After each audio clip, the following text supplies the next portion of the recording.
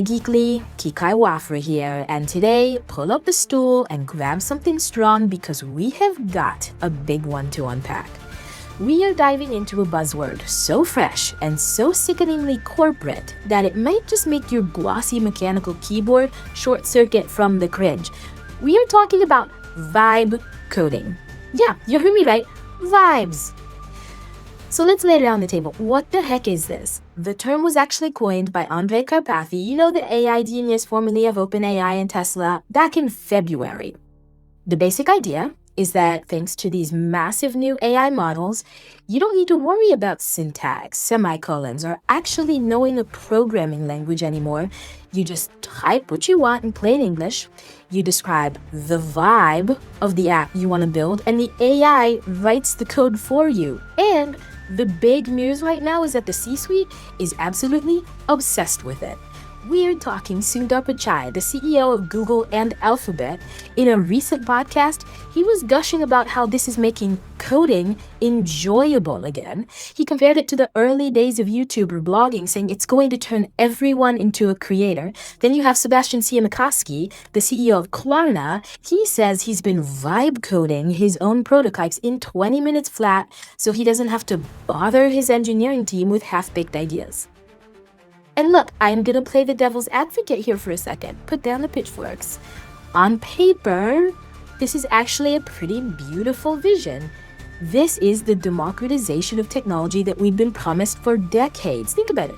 If you're a marketing manager or an HR rep or just a kid with a cool idea for a game, the barrier to entry used to be 5 years of computer science and learning C++.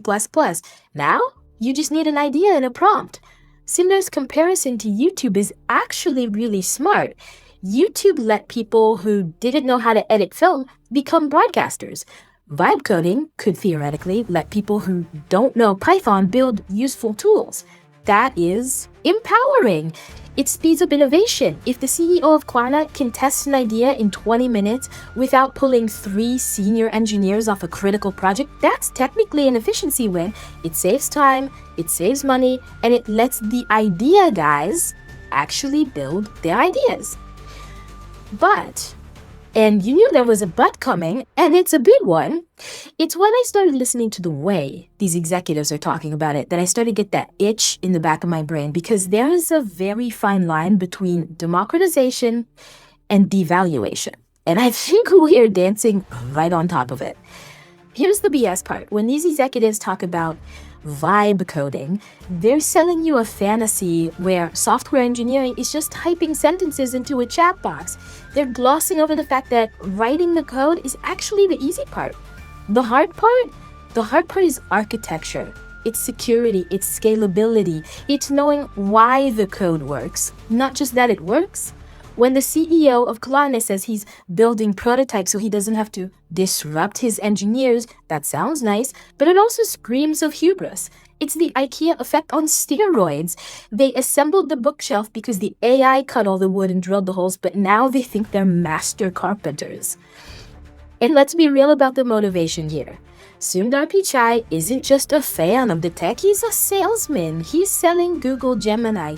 He needs you to believe that this AI is a magic wand, so you'll buy the subscription.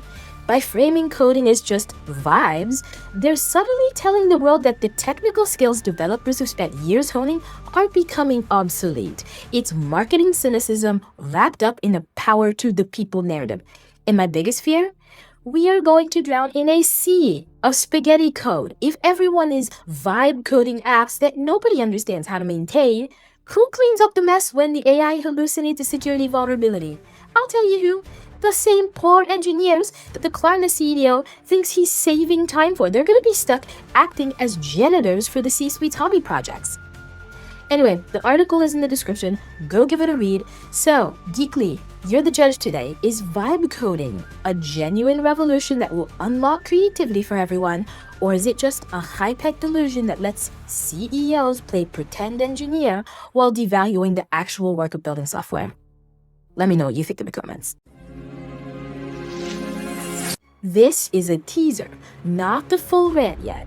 get ready for the ultimate reality slap on vibe coding and its nonsense claims that will take over the world.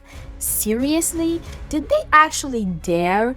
Click the link to pull back the curtain on what's actually happening behind the scenes. I'm cooking up some future content, so subscribe and let me know what near geek trip you want to take with me next.